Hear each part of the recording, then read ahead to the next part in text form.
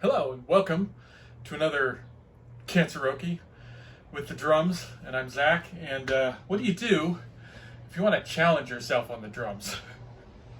Well, you play over a song from a band whose drummer has been called the world's best drummer more than once. You play against Rush and Neil Peart. And man, what an amazing drummer Neil was. I shouldn't have to, Rush, Neil, the way it all sounded, absolutely amazing. And I'm just gonna attempt.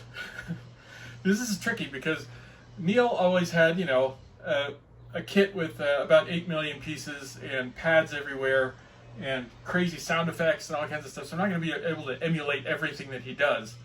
And I'm certainly not going to be able to play like he does, because no one can play it's Neil.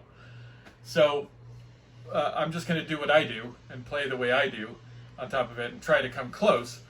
And we'll go through it. But I learned this song on the drums because to get inside of Neil's head, that's kind of what you have to do. You have to follow all the notes that he does. And that's also how I taught myself how to play drums in the first place, just listening to other drummers and figuring out, breaking their parts down and listening to every note that they play, replicating each one, then moving to the next section and stringing it all together. And eventually you kind of have the whole thing.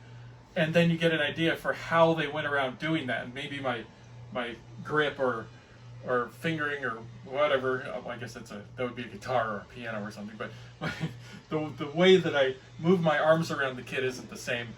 But I sort of made it work for me, and it's probably not the best way to drum, but that's how I learned. And this is how I learned this song too, the same way. So I'm going to stop talking, and this is going to be Rush with Leave That Thing Alone, one of their instrumentals.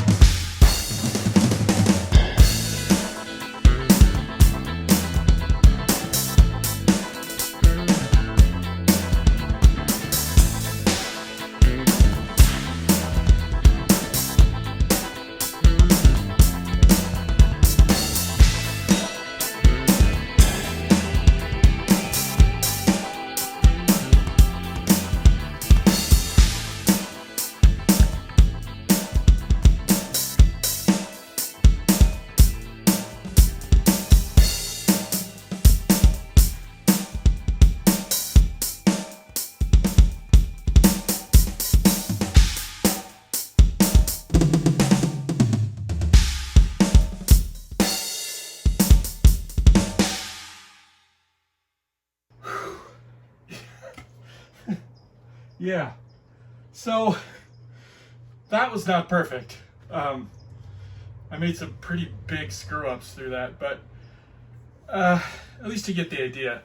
I mean, for me, that's a great song to practice against because there are a lot of individually defined parts that change a lot, and they're all very challenging to play, all these parts. At least if I'm trying to emulate what he was doing. So, for me, that's a good thing. A challenge is a good thing. I need to get better, get more accurate, get faster, all that stuff. And playing against Neil is a good way to do that. If you keep at it forever.